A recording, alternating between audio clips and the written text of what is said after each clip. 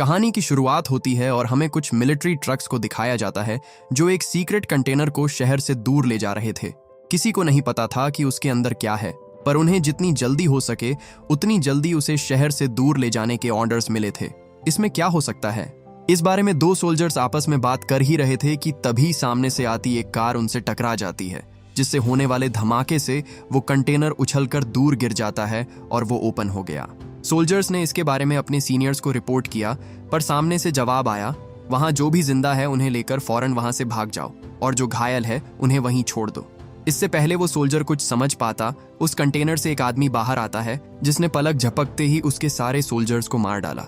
वो जल्दी से भागते हुए बहुत दूर आ जाते हैं। उन्हें लगा वो जो भी चीज है यहाँ तक नहीं आ पाएगी, पर तभी उस आदमी ने उन पर हमला कर उन्हें भी मार दिया। मरने के कुछ देर बाद वो सोल्जर्स फिर से उठ खड़े होते हैं, क्योंकि अब वो एक ज़ॉम्बी वायरस से इन्फेक्ट हो चुके थे। बदकिस्मती से लॉस वेगस शहर, जो दुनिया की कुछ सबसे ज्यादा आबादी वाला शहर है, उनसे ज्यादा दूर नहीं था, जिसके बाद उन्होंने उस शहर में जाकर वहां के लोगों को इन्फेक्ट करना शुरू कर दिया। ये वायरस इतनी तेजी से फैला कि देखते ही देखते पूरा शहर इस वायरस की चपेट में आ गया और इस एरिया को क्वारंटीन करना पड़ा। सरकार ने उन्हें रोकने के लिए पूरे शहर पर बॉम्ब गिराए, हथियार बंद सैनिकों की पूरी फौज भेजी, लेकिन इस एरिया में आने वाला हर एक आदमी इन्फेक्ट होता चला गया। वायरस को रोकने की सरकार की हर मुमकिन कोशिश नाकाम रही, जिसके बाद आखिर में उन्हें पूरे शहर को बंद करना पड़ा। अब ना कोई अंदर जा सकता था और ना कोई बाहर आ सकता था, लेकिन इसके बावजूद कुछ लोग ऐसे थे जो चोरी करने के लिए इल्लीगली अंदर जाते थे। लॉस वेगस को पैसों का शहर कहा जाता था, पर वायरस की वजह से सबको अपने अपने घर और तिजोरी में पड़े पैसों को वहीं छोड़कर भागना पड़ा। ऐसा माना जाता था कि वहां के कसिनोस में अब भी इतने पैसे दफन हैं जो अगर किसी को मिल गए तो उसकी 7 पुश्ते ऐश की जिंदगी जी सकती थी। हम यहाँ स्कॉट नाम के एक एक्स मिलिट्री सोल्जर को देखते हैं, जो कभी वेगस में एक मिलिट्री सोल्जर हुआ करता था, पर अब वो एक मामूली शेफ की नौकरी करता है। एक दिन वो रोजमर्रा की तरह अपना काम कर ही रहा था कि तभी उसे पता चला कि तनाका नाम का आदमी उससे मिलने आया है। तनाका कोई मामूली शख्स नहीं था, उसका स्कॉट जैसे आदमी से मिलना ही बड़ी बात थी। लॉस वेगस में उसके कई कसिनो हुआ करते थे, पर अब सब धूल खा रहे हैं। स्कॉट जानना चाहता था कि वो उसके पास क्यों आया है, जिसके बाद तनाका ने उसे बताया कि वो उसे एक खास काम सौंपना चाहता है। दरअसल क्वारंटीन जोन में आ रहे उसके एक कसिनो की तिजोरी में अब भी $200 मिलियन पड़े हुए थे, जिन्हें निकालने में उसे उसकी मदद चाहिए थी। स्कॉट को तो यकीन ही नहीं होता कि इतनी बड़ी रकम तिजोरी में पड़े पड़े सड़ रही थी। इंश्योरेंस कंपनी उन 200 मिलियन समेत तनाका के नुकसान की भरपाई पहले से कर चुकी थी, जिसका मतलब तिजोरी में पड़े उन पैसों का ना कोई हिसाब है और ना कोई रिकॉर्ड। तनाका को कोई परेशानी नहीं होती अगर वो पैसे इसी तरह कुछ और सालों तक तिजोरी में पड़े रहते, पर सरकार अगले 4 दिनों में पूरे शहर को न्यूक्लियर बॉम्ब से उड़ाने वाली थी, जिसमें कसिनो समेत उसके सारे पैसे जलकर राख हो जाते। वो स्कॉट को इस काम को करने के लिए फोर्स नहीं करना चाहता था, इसलिए उसने स्कॉट को एक नक्शा दिया और चुपचाप वहां से चला गया। अब फैसला उसके हाथ में था कि वो ये काम करेगा या नहीं। इसके बाद हमें क्वारंटीन कैंप को दिखाया जाता है, जहां वेगस से रेस्क्यू किए गए लोगों को रखा जाता था। यहाँ हम स्कॉट की बेटी केट को देखते हैं, जो लोगों की मदद करने का काम किया करती थी। रीटा नाम की एक औरत, जो केट की दोस्त भी थी, उसे बताती है कि कल वो क्वारंटीन जोन में जाने वाली है, जिस पर केट ने उसे ऐसा करने से साफ मना कर दिया क्योंकि अंदर बहुत खतरा था। पर रीटा कहती है कि वो बस कुछ देर के लिए अंदर जाएगी और वहां से कुछ पैसे लेकर वापस आ जाएगी। उसने कुछ लोगों को ऐसा करते हुए देखा था। कई लोग अंदर गए और मालूम माल होकर वापस आए, पर केट उसे समझाती है कि अफवाहें झूठ है, आज तक वहां से कोई वापस नहीं आया।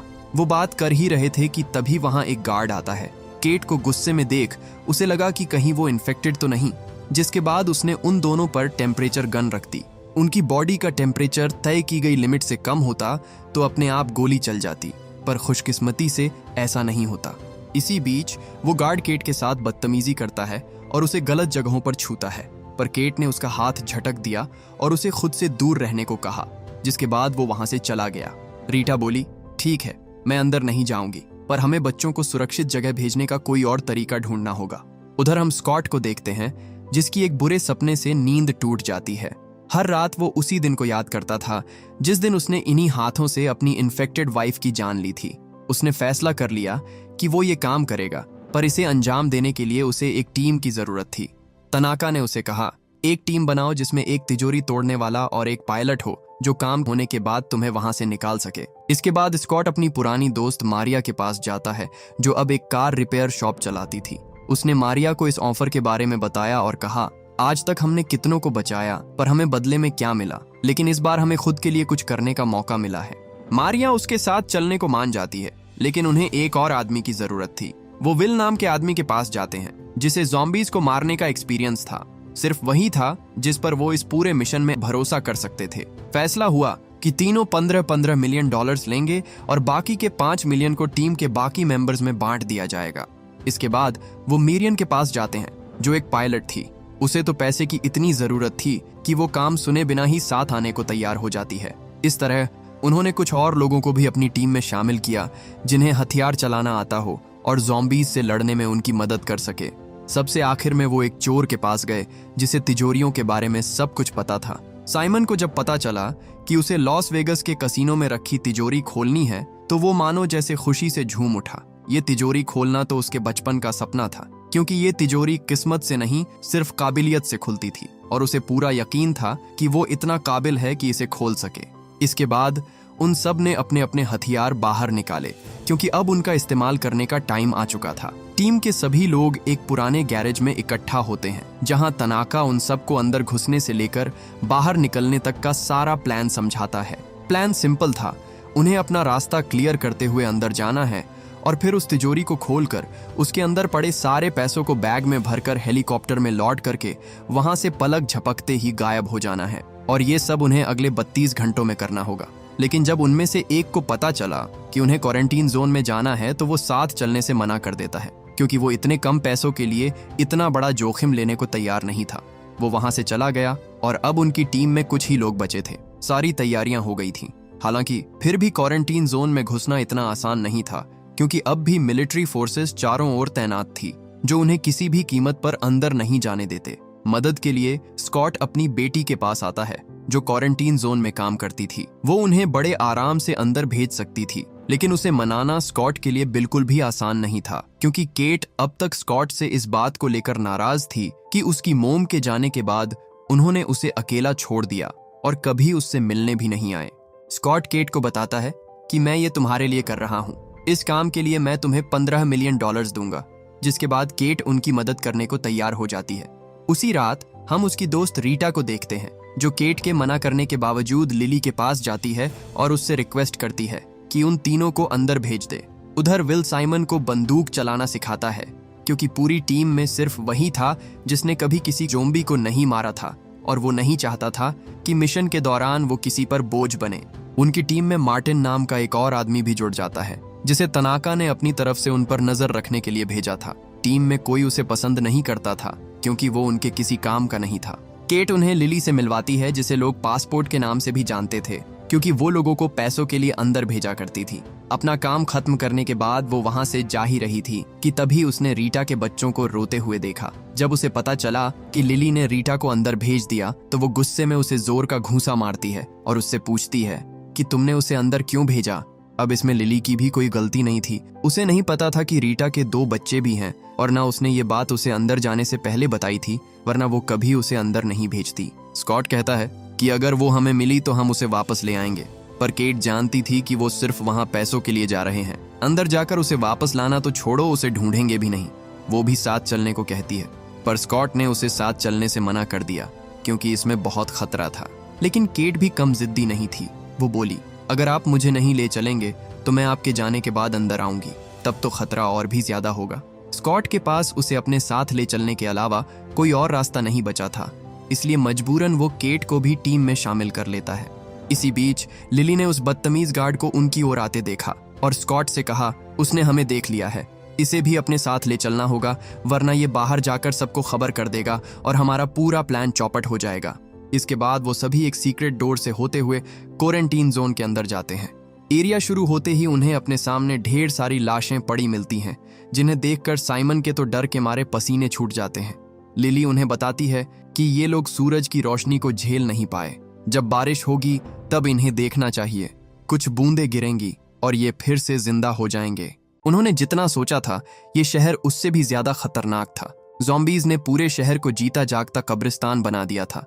थोड़ी दूर चलते ही उन्हें किसी की आवाज सुनाई दी, जिसके बाद लिली उन्हें तुरंत ही छुपने को कहती है। उनके सामने एक ज़ॉम्बी टाइगर आता है जो इस रास्ते को गार्ड करता था, पर वायरस की वजह से उसके स्मेल करने की सेंस जा चुकी थी, इसीलिए वो उनकी मौजूदगी को भांप नहीं पाता और चुपचाप वहां से चला जाता है। इसके बाद लिली नेथन के पास आई और उससे उसकी गन मांगी, पर नेथन जैसे ही उसे अपनी गन देता है, लिली उसके पैर में गोली मार देती है। सब पूछते हैं कि तुमने ऐसा क्यों किया, जिस पर लिली उसे बताती है कि आगे बढ़ने के लिए हमें उनसे सौदा करना पड़ेगा। ये एक तोहफा है जिससे वो खुश हो जाएंगे। अगर हम उनके वसूलों के हिसाब से चलें तो वो हमें छुएंगे भी नहीं। जल्द ही उन सबको पता चलने वाला था कि लिली किसकी बात कर रही थी। गोली की आवाज सुनकर वहां 2 ज़ॉम्बीज आते हैं, पर ये बाकियों की तरह बिना सोचे समझे इंसानों पर झपटने वाले ज़ॉम्बीज नहीं थे। वो उन्हें देखते हैं पर किसी पर हमला नहीं करते, लेकिन वो नेथन को उनकी एंट्री फीस के तौर पर अपने साथ ले गए। उन्होंने पूछा वो उसे कहाँ ले गए, जिस पर लिली बोली, मुझे नहीं पता, बस इतना जानती हूँ कि जो भी उस बिल्डिंग में जाता है उनके जैसा बन जाता है। इसी बीच हम एक और ज़ॉम्बी को देखते हैं जो दूर से उन पर नजर रखे हुए था, पर वो उनके पीछे नहीं जाता क्योंकि उन लोगों ने कीमत अदा कर दी थी। इसके बाद वो लोग आगे बढ़ते हैं। मेरियन स्कॉट से पूछती है कि तू अगला शिकार किसको बनाएगा, कुछ सोचा है क्या? वो बोला, दोबारा किसी की बलि देने की नौबत आई तो ज्यादा सोचना मत, उस मार्टिन को निपटा देना, क्योंकि टीम को उसकी कोई जरूरत नहीं। तनाका ने उसे बस हम पर नजर रखने को भेजा है। उधर हम नेथन को देखते हैं, जिसे घसीटकर ओलंपस में लाया जाता है, जहां उनका राजा ज्यूस उसे काटकर उसे भी इन्फेक्ट कर देता है। इसी बीच वो सब एक बिल्डिंग में आते हैं जहां ढेर सारे स्लीपिंग ज़ॉम्बीज को देखकर साइमन एकदम से घबरा जाता है। लिली बोली, उनके मुंह पर लाइट मत मारो, वो सो रहे हैं, जाग गए तो मुसीबत हो जाएगी। वो जमीन पर हल्की रोशनी वाले फ्लोरोसेंट ट्यूब्स फेंककर दबे पांव आगे बढ़ते हैं।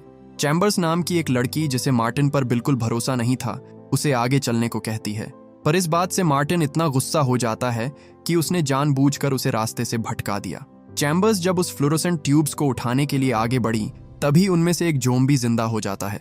चैम्बर्स ने उसे ठिकाने लगाया तो दूसरा जाग गया। उनमें से एक ज़ॉम्बी गलती से बर्तन गिरा देता है, जिस वजह से वहां इतना शोर हुआ कि उन ज़ॉम्बीज की नींद एक झटके में टूट गई। सब लोग चैम्बर्स की मदद करने जाते हैं, पर वहां और भी ज़ॉम्बीज थे जिन्होंने उन सबको चारों ओर से घेर लिया।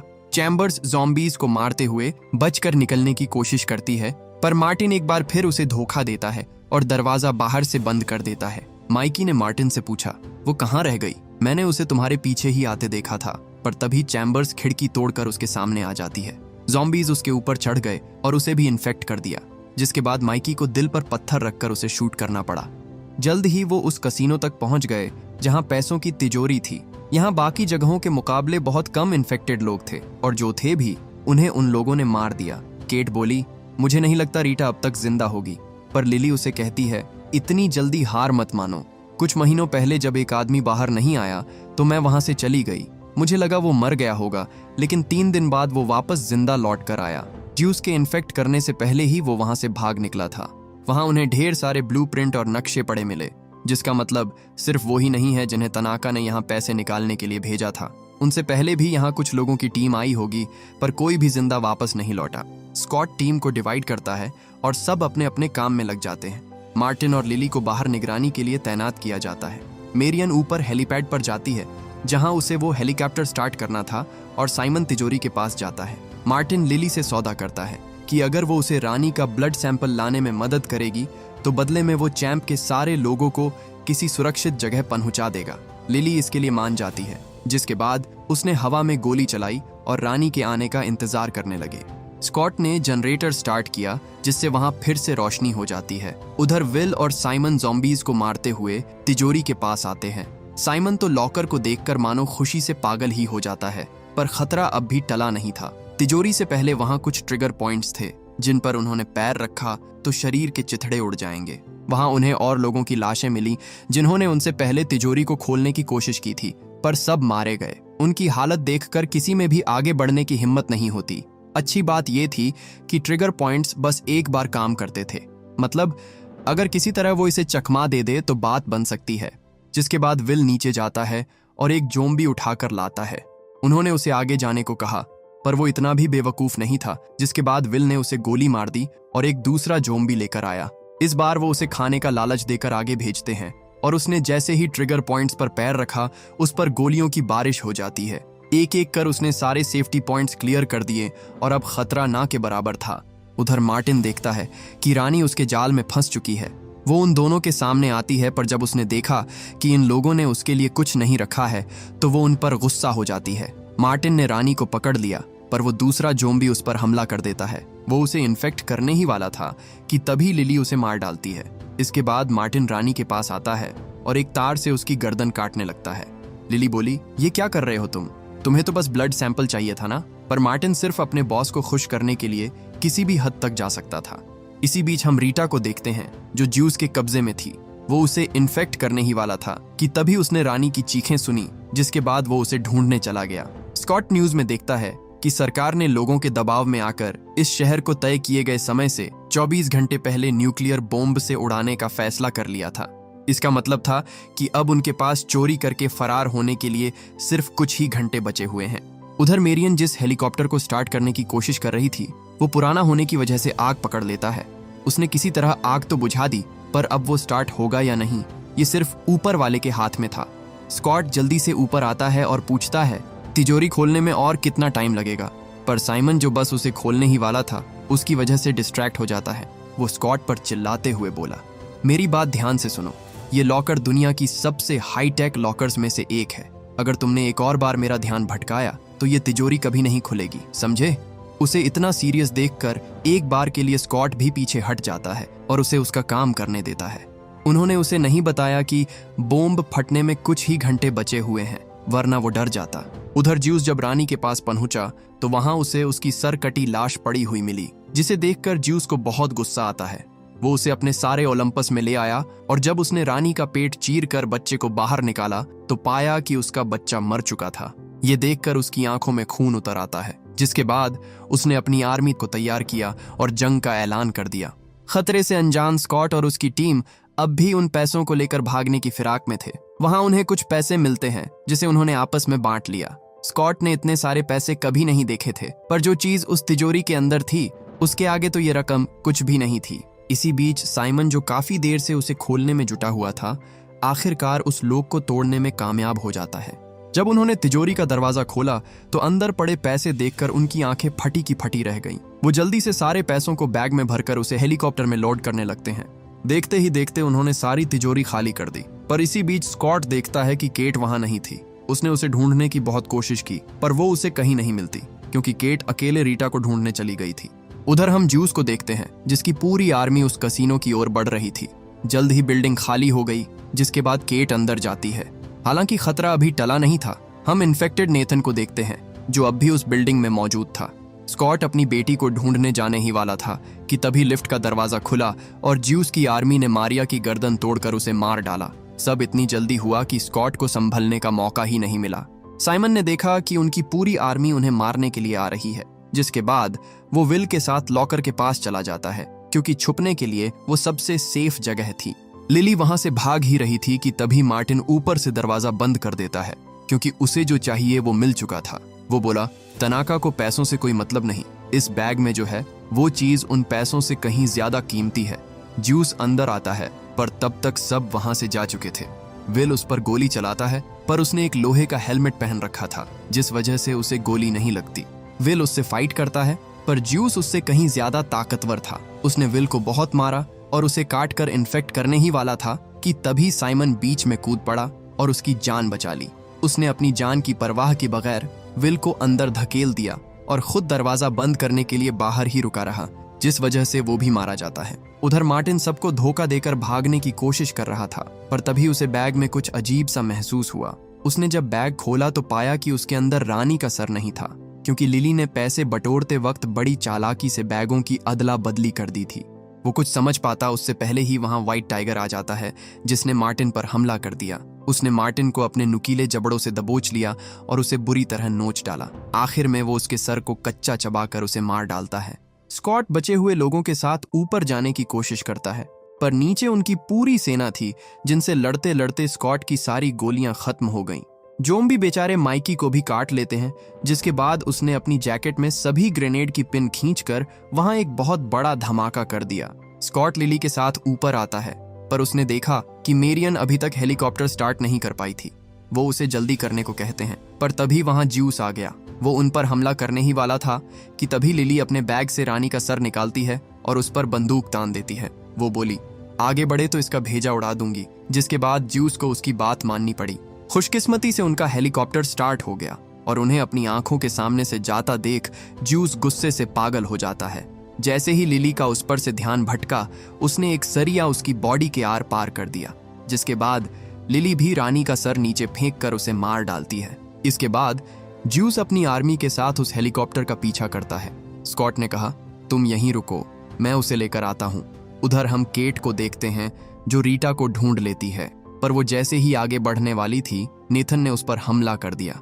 उससे पीछा छूटा तो वो अपने सामने ज्यूस को खड़ा पाती है, जिसकी पूरी आर्मी एक साथ उस पर टूट पड़ी। जल्द ही उसकी गोलियां खत्म हो जाती हैं, पर तभी एंड मौके पर वहां स्कॉट आ गया और उसने ज्यूस को बजूका से उड़ा दिया। वो तीनों भागकर ऊपर आते हैं, पर वहां उन्हें रेस्क्यू करने के लिए कोई हेलीकॉप्टर नहीं था। स्कॉट को लगा कि मेरियन ने उसे धोखा दिया, पर तभी केट को हेलीकॉप्टर की आवाज सुनाई देती है। उसने भागने की कोशिश की थी, पर एंड मौके पर उसका ज़मीर जाग गया। वो सब जल्दी से हेलीकॉप्टर में बैठते हैं, पर तभी वहां ज्यूस भी आ जाता है। मेरियन ने जल्दी से हेलीकॉप्टर को दूर ले जाने की कोशिश की, पर ज्यूस एक लंबी छलांग लगाकर सीधा हेलीकॉप्टर में कूद जाता है, जिससे उनका बैलेंस बिगड़ गया। वो क्रैश करने लगते हैं, पर मेरियन ने किसी तरह उसे संभाल लिया। स्कॉट ने ज्यूस को मारने की अपनी पूरी कोशिश की, पर गलती से एक गोली मेरियन को लग जाती है, जिससे वो बुरी तरह घायल हो गई। वो किसी तरह उन्हें क्वारंटीन जोन के बाहर ले आती है, पर तभी उसने एक न्यूक्लियर मिसाइल को देखा जो शहर की ओर बढ़ रही थी। इसी बीच ज्यूस ने स्कॉट को भी इन्फेक्ट कर दिया, पर वो उसे मार पाता उससे पहले ही एक बड़ा न्यूक्लियर एक्सप्लोजन होता है, जिससे निकलने वाली रोशनी से ज्यूस की आंखें धुंधली हो गईं, और बस इसी का फायदा उठाकर स्कॉट उसे गोली मार देता है। जल्द ही धमाके की शॉकवेव्स उनके हेलीकॉप्टर से टकराती है, जिससे उनका हेलीकॉप्टर बुरी तरह क्रैश हो गया। कुछ देर बाद जब केट को होश आया तो उसने देखा कि मेरियन और रीटा दोनों ही इस क्रैश को सरवाइव नहीं कर पाई थीं। स्कॉट की सांसें अभी तक चल रही थीं, पर अफसोस अब इन सब का कोई फायदा नहीं था, क्योंकि वो इन्फेक्ट हो चुका था। जल्द ही उस पर भी वायरस का असर होने लगता है, जिसके बाद केट को दिल पर पत्थर रखकर अपने डैड को मारना पड़ा। न्यूक्लियर बॉम्ब से पूरा शहर तहस नहस हो गया था, पर हम उस मलबे में से विल को सही सलामत बाहर निकलते हुए देखते हैं, क्योंकि वो तिजोरी इतनी स्ट्रॉन्ग थी कि उसने न्यूक्लियर एक्सप्लोजन तक को झेल लिया था। इसके बाद पैसों से भरे बड़े बड़े बैग लेकर विल एयरपोर्ट आता है, जहां उसने एयर होस्टेस से एक प्राइवेट प्लेन मांगा। उसकी हालत देखकर एयर होस्टेस उसे प्लेन देने से मना कर देती है, पर जैसे ही विल ने उसके सामने नोटों की गड्डियां रखी, उसे तुरंत ही वो प्लेन इस्तेमाल करने को मिल जाता है। विल मैक्सिको जा रहा था, पर जैसे ही प्लेन टेक ऑफ किया, अचानक उसे चक्कर आने लगते हैं। वो जल्दी से बाथरूम में गया और देखा कि उसके हाथ में बाइट का निशान था। इसका मतलब वो भी इन्फेक्ट हो चुका है और जल्दी ही एक ज़ॉम्बी में बदल जाएगा। और इसी के साथ ये मूवी यहीं खत्म हो जाती है।